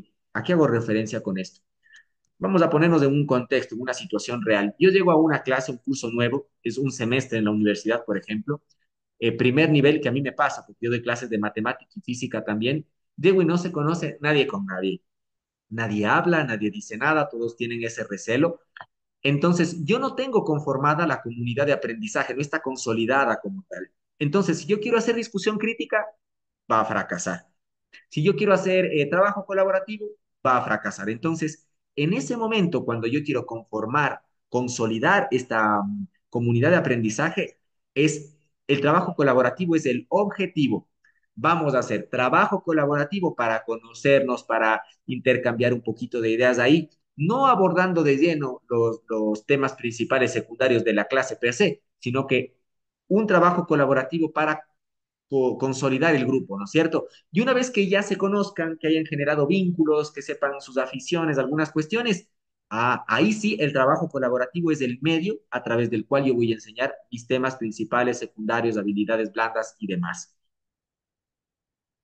Bien, saltamos entonces a métodos individuales. Hicimos métodos expositivos, demostrativos, hablamos también un poquito de métodos conversacionales, trabajo colaborativo y todas sus formas, y saltamos a métodos individuales. ¿Qué tenemos por aquí? Bueno, yo hablo mucho del trabajo colaborativo, de todas las ventajas que tiene, pero hay que reconocer, vuelvo y repito, que las dimensiones de la persona son varias. No solamente es la parte social, también tiene que desarrollarse en la parte individual. Por eso es importante tener una diversidad de estrategias planificadas para que el estudiante trabaje de forma colaborativa, pero también sea capaz de demostrarse a sí mismo de qué es capaz. Bueno, características de estos métodos individuales. Ojo, fíjense una cosa, ¿no? Antes les hago una pregunta. Eh, no sé si pueden darle un pulgar arriba, no sé si pueden ustedes, voy a intentar yo, solo porque quiero hacer una pregunta de sí o no. ¿Se puede? ¿Se puede? Vamos a ver, yo sí puedo, ¿no? Aparece por aquí. Ah, bueno, no se ve, creo que no se ve. Bueno, pero para que reflexionen también, ¿no? No hace falta darle pulgar arriba. La pregunta es, ¿les ha pasado en clase que una actividad que es en grupo, hay un alboroto, están haciendo mucha bulla y el profesor dice, bueno, paremos esto aquí, vamos a hacer individuales, porque en grupo esto se está convirtiendo en cualquier otra cosa? Eso pasa frecuentemente, pero cuando nosotros estudiamos los métodos didácticos, técnicos, para aplicarlos en clase, nos encontramos con esta característica que está aquí y dice, a diferencia de los trabajos colaborativos, los trabajos individuales se trabajan en temas pequeños. No es que puedo hacerlo colaborativo así de simple trabajo individual. Esto se trabaja en temas pequeños. Ojo, porque esto está estudiado, porque si no, no va a ser eficiente la estrategia aplicada de esa manera. El estudiante trabaja solo a través de objetivos.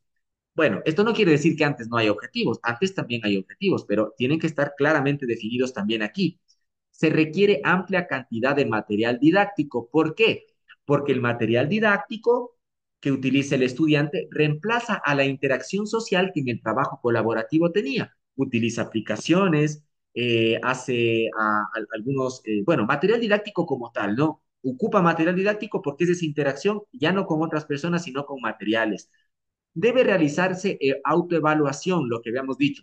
Si los objetivos están planteados, autoevaluación. Logré el objetivo uno, logré el 2, logré el 3, ¿en qué medida los logré y qué tengo que mejorar? Hace autoevaluación, no entendió algo, no comprendió, tengo como formador que dar retroalimentación, tutorías, preguntas complementarias, alguna cuestión que le ayude a él a construir su idea.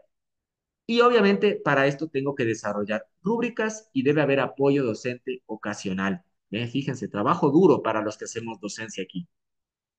Ahora descubramos una estrategia ampliamente utilizada que es el aula invertida. Yo les había dicho ayer, vamos a hablar acerca de aula invertida. En muchos cursos de educación decimos, estrategia de aprendizaje activo, aula invertida. Yo les voy a contar una anécdota cortita. Cuando yo empezaba como docente, y el doctor, voy a citarlo, es una persona brillante, yo lo admiro mucho, es el doctor Alcides Aranda, se llama él nos daba cursos semanalmente a los profesores, ¿no? Entonces él hablaba de aula invertida y como que cuando a mí oído entraba este nombre de aula invertida, yo me ponía en blanco y empezaba a imaginar cómo yo invertiría el aula, ¿no? Cualquier cosa, cualquier cosa. Al final, cuando estudié educación, me di cuenta que lo estaba haciendo totalmente mal y ahora les cuento de qué se trata. Dice aquí, no se trata de darles las funciones del docente al estudiante, o sea, este tipo de inversión, sino de realizar investigación en casa y las tareas en clase. Es decir, que las actividades que normalmente se hacen en casa, que son los deberes, y las exposiciones, la presentación del material que se hace en clase, esto se va a invertir. Aquí les voy a pasar por WhatsApp, permítanme un ratito, les voy a pasar por WhatsApp un documento que me gusta mucho, que es de la Politécnica de Madrid, que habla acerca de esta aula invertida. Esto en inglés es Flip, creo, Flip Classroom. Aquí está. Entonces, va a pasar en WhatsApp. Son unas 7 hojitas o 10 hojas, pero en realidad 3 son de bibliografía. Yo les invito a que lo puedan leer. El pin de Kahoot nos dice por aquí. eh, Perdón, mil disculpas, Raúl. No sé si está en clase. Creo que con el enlace entraba directo. Creo. No lo vi antes porque no estoy atento a WhatsApp o muy atento. Bueno, les paso este. No sé si está en el aula virtual, pero de todas maneras les comparto.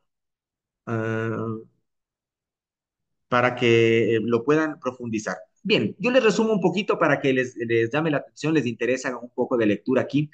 Esta aula invertida en este documento de la Politécnica de Madrid plantea lo siguiente. Dice que hay 7 niveles de inversión de aula. El más básico, vamos a mezclarle con una... No, no, no, sí, el más básico, bueno, aula invertida, por cierto, se aplica mayormente a procesos educativos semipresenciales, donde nos vemos después de un tiempo. ¿Qué es lo que hacemos? Les decía yo, si normalmente en clase se expone la teoría o se hace demostraciones, y el estudiante luego de eso va a hacer tareas en casa, invertimos estas dos cuestiones. Y el estudiante investiga la teoría previo a las clases, ¿no es cierto? Lee lectura, ojo con esto, hace lectura crítica, investiga, hace un resumen, o sea, él está interesado en esto y va a clases. Y en clases, como el estudiante ya avanzó en el tema, no llega en cero, él llega con preguntas, él llega con dudas y el docente complementa con otras estrategias. Entonces, se va consolidando de manera diferente el conocimiento en el estudiante y sobra un tiempo que antes se ocupaba para exposición de teoría. Entonces, ese tiempo que sobra lo utilizamos para hacer tareas dentro de la clase, lo que antes se hacía en casa. Ese es el primer método, o sea, bueno, el primer nivel de inversión del aula. Y aquí algo para que ustedes eviten. Una vez yo estaba haciendo evaluación docente, entonces golpeé la puerta y le dije al profe, qué gusto, venimos a hacer la evaluación de su clase, bienvenidos. Yo me senté con los estudiantes y de pronto él se sienta al lado mío y le digo, bueno, y usted me dice, es que yo estoy aplicando aula invertida. Entonces yo le digo, ¿y cómo es esto del aula invertida? Y él me decía, no, es que normalmente el profesor expone, pero ahora va a exponer el estudiante. Y yo voy a hacer las preguntas, yo voy a hacer algunas cosas. O sea, sí puede tener un sentido, tiene algo de lógica, ¿no? Pero en realidad técnicamente no es lo que se conoce como aula invertida. Y algo similar me pasaba a mí también, como para que lo puedan pulir un poco con las características que he mencionado y con lo que pueden leer. ¿Qué les recomiendo leer en el aula virtual o buscan para que sumen tiempo también en aula? Bien, otra que a mí me gusta mucho, Yolandita, dígame. Gracias. Tal vez en esto del aula invertida se podría enviar como un trabajo a la casa, hacer un video. Digamos, en el ámbito del derecho, se está hablando sobre una sentencia, entonces yo les envío a los estudiantes que hagan un video sobre esa sentencia. O sea, para traerlo y exponerlo en clases, pero ya sería la tarea que ellos previamente le hicieron en casa, ellos integrarse y formar para un video. Bien, perfecto. Aquí una cosa súper importante que Yolanda nos ha dicho. En este curso de didáctica del pensamiento crítico hay una pirámide que dice la pirámide del aprendizaje, que dice el estudiante en el punto máximo que habla el 99% del aprendizaje se desarrolla cuando la persona es capaz de enseñar. A mí me parece poderoso lo que dice Yolanda, porque cuando yo le mando a hacer un video al estudiante, si ustedes no han hecho videos antes, yo les voy a invitar a que hagan uno. Yo les invito a que hagan uno, cortito, por más corto que sea. Es un trabajo que no tienen la menor idea. ¿no? Especialmente cuando no hay cómo recortar el video. Hacer un video en realidad requiere de un alto conocimiento, porque cuando yo estoy exponiendo y no sé, me equivoco, se cortó el video. Estoy haciendo el video y tengo una duda que a mí mismo me genera, se cortó el video. Como nos decía Yolanda, yo considero, basado en esta pirámide del aprendizaje, que ya les voy a presentar al final de la clase, yo creo que es una de las más poderosas, porque literalmente le estoy diciendo al estudiante, ve, estudia, encuentra errores, genera un argumento y genera un producto de enseñanza. Por eso les digo, está en la punta de esta pirámide de aprendizaje, porque literalmente con un video estoy enseñando a los demás. Y si la persona es responsable y es consciente, el video tiene que tener buena claridad, buena elocuencia, buena infraestructura también, muchas cosas. Entonces, yo creo que es muy poderoso. Que este sea exactamente aula invertida, probablemente no, pero puede que sí. Puede que yo esté dando el tema uno y les digo, el tema 2 va a ser lo siguiente, pero les voy a mandar a investigar y hacer un video de esto. Entonces, ellos van, investigan, arman un video y lo exponen para discutir en clase, por ejemplo, ya es aula invertida. ¿Sí? Y con esto, aprovechando lo que dijo Yolanda, fíjense cómo nosotros vamos adaptando.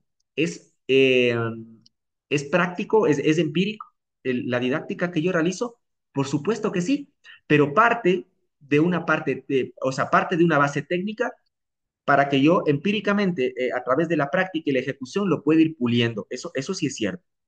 Bien, muchas gracias, Yolanda. Entonces, ahora, otra metodología que a mí me gusta mucho, que no se utiliza mucho, pero yo la suelo presentar en clase, es el aprendizaje de experto o mastery learning. ¿En qué consiste? Fíjense bien. Luego de investigar o explicar un tema, porque puedo mezclar estas dos con aula virtual, o sea, la aula virtual con esta, por eso dice, luego de investigar o explicar un tema, se divide el grupo en dos. Vamos a suponer que esto es aula invertida con aprendizaje de experto. Los estudiantes estudiaron, vinieron investigando y al siguiente día yo aplico otra estrategia que es el aprendizaje de experto y divido el grupo en dos, los expertos y los no expertos. Las personas que entendieron por sí solas investigando, pues son los expertos, que puede ser uno o puede haber ninguno, y los no expertos. Se realizan preguntas, ¿no es cierto? Una de las características, por cierto, de esta metodología es que es una metodología que permite resolver dudas generales y dudas individuales. ¿Por qué? Vamos a suponer que en los no expertos alguien levanta la mano y dice, profe, yo no entendí los niveles de concreción curricular, macro, meso, micro. Entonces, si hay algún experto que pueda responder la pregunta, lo hace. Fíjense cómo está activo el estudiante. Hasta aquí el docente solo puso la estrategia. Conteste el estudiante, ¿entendiste? Sí, le hago una pregunta para verificar que entendió. ¿Comprendió? Pásate al lado de los expertos. Esa fue una duda individual. Luego alguien pregunta, por ejemplo, ¿por qué, cómo se plantea un objetivo en planificación curricular? ¿Qué responde un objetivo? Tiene que responder el qué, el cómo, para qué, y tiene que iniciar con un verbo en infinitivo. Crear, rediseñar, ¿no es cierto? Entonces, perfecto, lo respondió un experto. Esa era la duda de tres, cuatro, cinco personas. Pasen al lado de los expertos. Y así va a haber ese movimiento, preguntas, respuestas. Habrán preguntas que los estudiantes expertos no logran comprender. Mi función como docente es iniciar con otras preguntas que les den pistas para ver si ellos encuentran la solución y si al final no, pues yo quizá les dé la respuesta, pero idealmente hay esta dinámica, preguntas, respuestas, argumentación, discusión, y fíjense cómo hay muchas cosas, hay muchos elementos. Por eso este aula invertida, aprendizaje de expertos son parte de estas herramientas que son herramientas especiales, didácticas. Mezclan muchísimas cosas y en la práctica puedo incorporar más cosas aquí. Lo puedo hacer a través de un Kahoot. Van respondiendo, se pasan a los expertos. La presentación antigua donde yo no incluía esta parte de desarrollo de calificación de operadores y capacitadores independientes que tenía más tiempo, yo hacía un juego aquí. Pero bueno, de todas maneras no es para que se desmotiven, ahora les explico detalladamente cómo es eso, ¿no?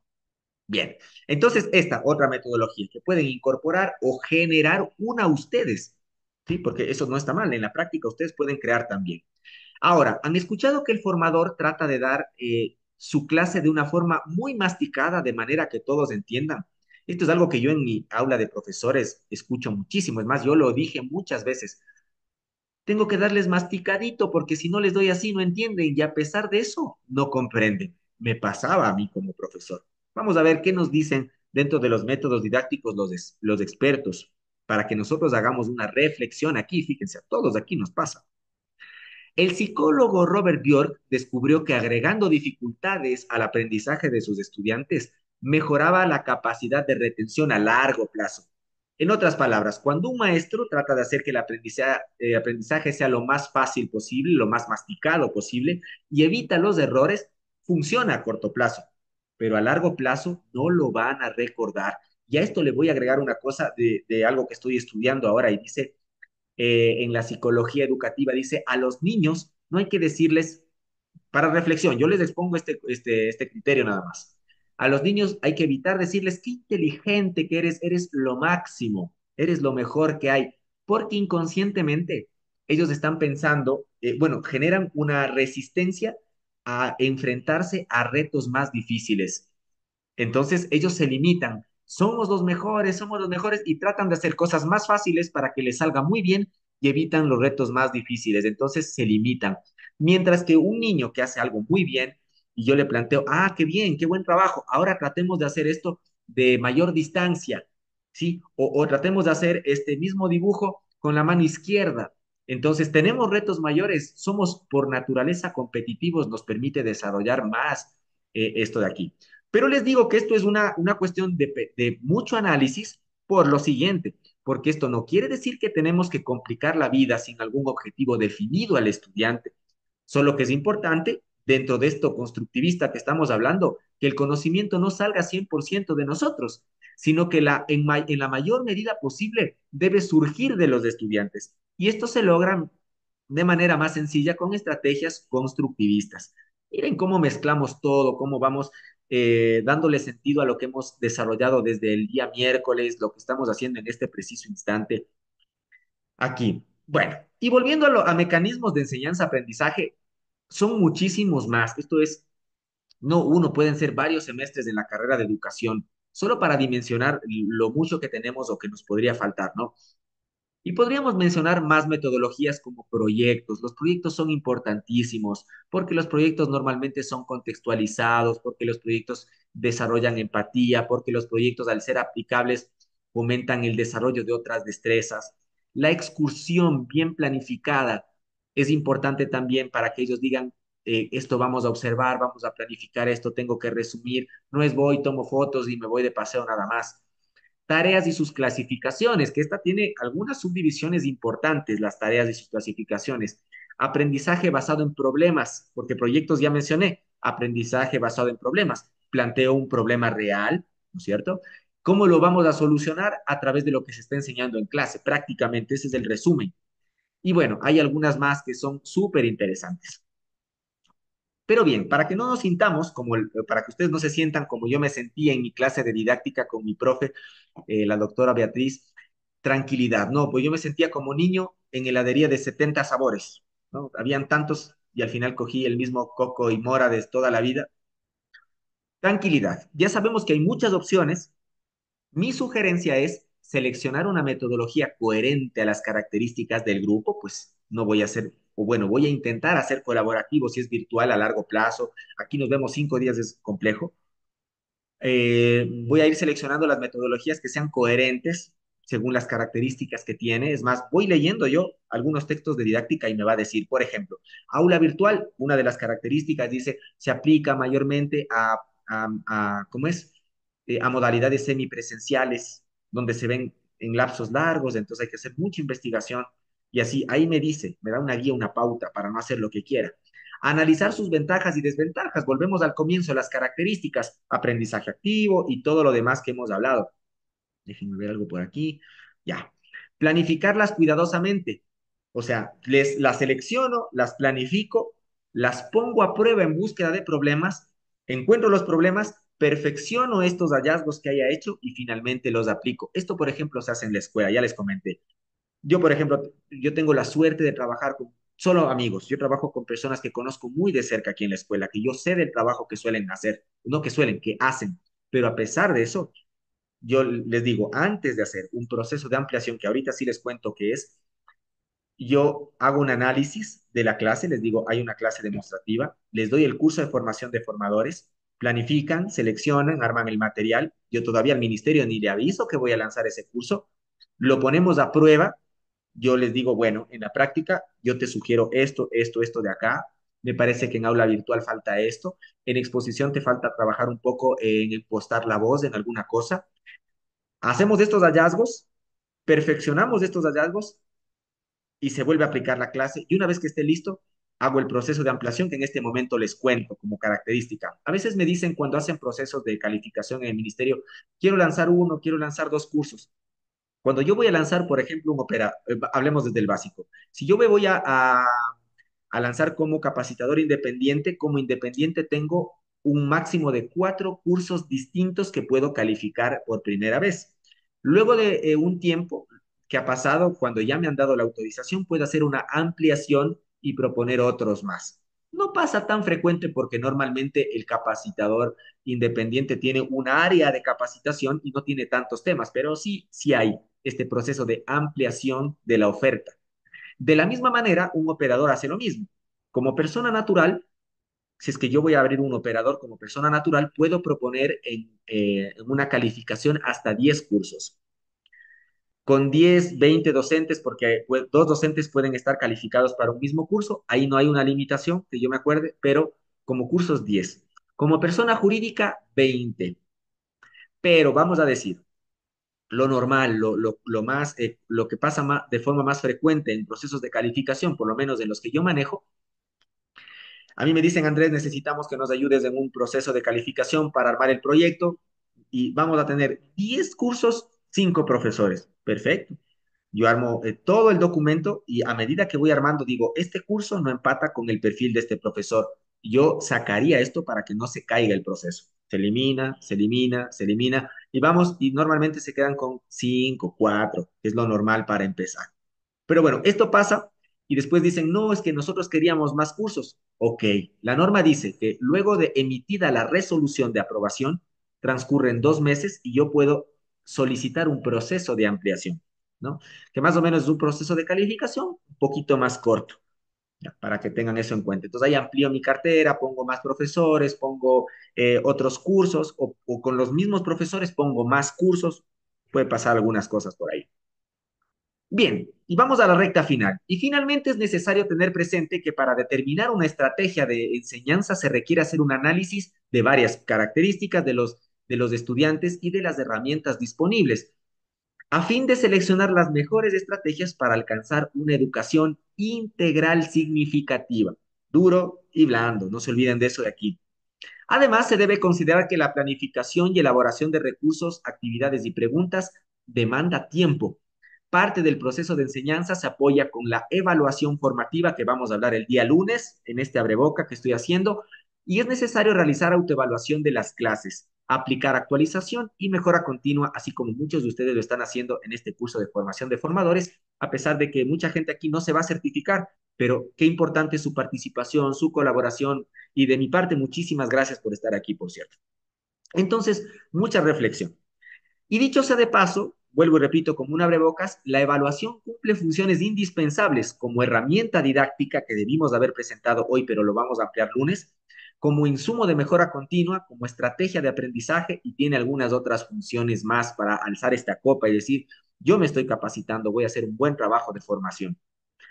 Como siempre, la pregunta y con toda confianza para que ustedes puedan valorar la clase, recuerden que en redes sociales es importantísimo que dejen un me gusta, si pueden hacer un comentario, si están en el curso, me gustaría muchísimo que vuelvan a Instagram, a Facebook, les agradezco un montón si le dan un like, un comentario, boom, para mí es más que se certifiquen, porque somos una escuela como nombre nueva, pero ya hemos hecho este trabajo durante mucho tiempo, entonces a mí y a mis compañeros nos ayudan muchísimo a crecer.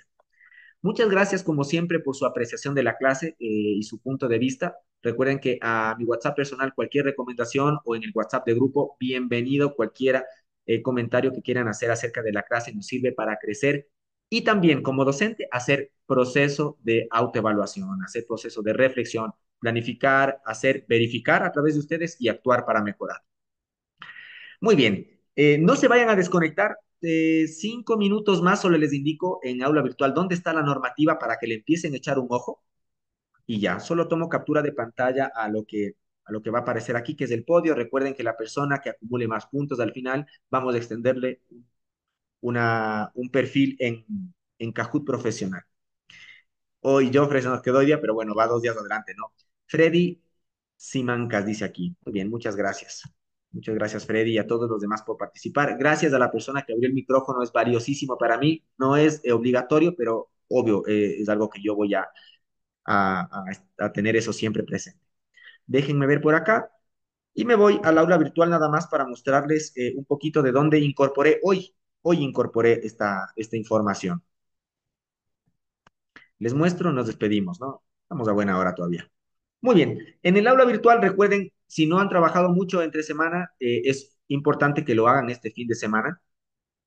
Estamos aquí en el aula virtual, al comienzo, me voy al final de todo y voy a encontrar este capítulo que es normativa Ministerio del Trabajo y proceso de calificación. Y aquí hay un enlace que me va a llevar directamente a, bueno, digo, aquí en esta carpeta se encontrará la normativa vigente y todo, le doy aquí abajo y voy a encontrar simplificación de trámites. Yo les voy a decir, les voy a dar uno para que lo lean, uno solo. Yo tomaría nota de esto, ¿no? Es más, les voy a anotar el nombre en el grupo de WhatsApp para que lo tengan presente. Déjenme, para que no se olviden, cambiar de nombre. No les quiero pasar el documento a WhatsApp porque me interesa que lo lean en aula virtual para que vayan sumando horas en aula virtual, trabajo que realmente sí van a hacer.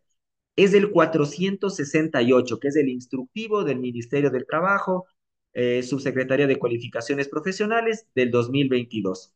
En este está el proceso de calificación como operadores, como capacitadores independientes y como algo que yo he mencionado, pero no de manera muy enfática, que es eh, OS, que es Operadores de Evaluación de la Conformidad, se llama. Pero bueno, el nombre les dejo en el grupo de WhatsApp para que lo tengan presente, ya le puedan echar un ojito y vayan generando preguntas también y nosotros poder contestarles acerca de esto de aquí, ¿no? Esto es, le voy a poner aquí, recomiendo su lectura. Ah, recomiendo su lectura, captura de pantalla del aula virtual y listo, como para que la gente sepa dónde encontrarlo. Permítanme un segundito. Pam, le voy a dar una flecha por aquí. Esto creo que no se ve, pero bueno, no importa, ya le van a ver en el grupo de WhatsApp. ¿Ya? Buenísimo, ahí lo tienen para que ya tengan material que hacer. Tenemos unidad uno, 2, la 3 y para el lunes estar listos. ¿Quieren hacer algo de aula invertida? Si es que tienen tiempo, puede ser también, se adelantan un poco, pueden leer algo acerca de evaluación, lo discutimos en clase el día lunes. De mi parte, muchísimas gracias y de parte de quienes hacemos la Escuela Metaanalytic, les deseo un excelente fin de semana. Vamos, Joffre, tiene una pregunta, con todo gusto. Sí, buenas noches, estimado Andrés y compañeros. Habíamos visto en la parte de metodologías demostrativas lo que es la exposición oral y bueno, yo marqué justo la opción que decía no aplica para mi tema. Esto desde el punto de vista profesional. Por ejemplo, el caso puntual. Hay ocasiones en donde la demostración oral o la exposición oral es en función a normativas, requisitos o requerimientos puntuales de clientes o para la parte de calificación como proveedores. Entonces, desde el punto de vista en mi campo, que es justo en la industria metalmecánica, un cliente nos solicita, nos dice, yo necesito con estas características, bajo estos requerimientos, bajo esta normativa, y nos va dando los puntos, es preciso, esto se justifica de tal manera y es la hoja de ruta que vamos a seguir. Entonces, no se tiene esa apertura para realizar preguntas o una parte flexible porque ya nos están dando exactamente las condiciones en las cuales el cliente quiere su trabajo encomendado. Por el otro lado, digamos, ahora nosotros a nuestros distintos proveedores. De igual forma, queremos es que la materia prima sea con tales características, bajo tal norma, bajo tal parámetro, y nos vamos extendiendo en la parte que vendría a ser la exposición oral. Entonces, por ejemplo, esta parte de preguntas de repaso, preguntas de opción múltiple, como que se va cerrando, no existe tanta esa apertura. Ya, muchísimas gracias, Joffre. Solo una reflexión. Recuerde que estamos hablando de cursos, ¿no? No es un requerimiento a nivel generación de bienes y servicios. Estamos enseñando un tema cualquiera, que este sea, y aplican o no preguntas. A pesar de eso, yo creo que si mi cliente a mí me está diciendo estas características necesito, probablemente dentro de su expertise, o sea, del suyo, como técnico en metalmecánica, puede ser que le ayuden las preguntas también a llegar a un resultado mejor de lo que él originalmente esperaba. Pero bueno, puede ser. De todas maneras, reflexión crítica, argumentación, es súper importante. Muchísimas gracias por su aporte, Geoffrey. No sé si alguien más tiene alguna pregunta, alguna duda. Bien, entonces ahora sí nos despedimos. Nuevamente, muchísimas gracias, que tengan un excelente fin de semana. Recuerden hacer trabajo en aula virtual, completar las evaluaciones principalmente y vamos completando los requisitos. Muchísimas gracias, dice Rosbeth, ¿no? Muchísimas gracias, yo creo que se ha hablado con usted. Yolanda, muchísimas gracias por su participación. Igual se me fue el nombre, es Jofre, perdón. Muchísimas gracias, Jofre, a todas las personas que mandaron mensajes también a mi WhatsApp. Yo veo que hay algunos, mil disculpas por no contestarlos, pero siempre estoy como enfocado en la clase. Nos vemos el día lunes a la misma hora por el mismo canal, por el mismo enlace. Cuídense. Gracias.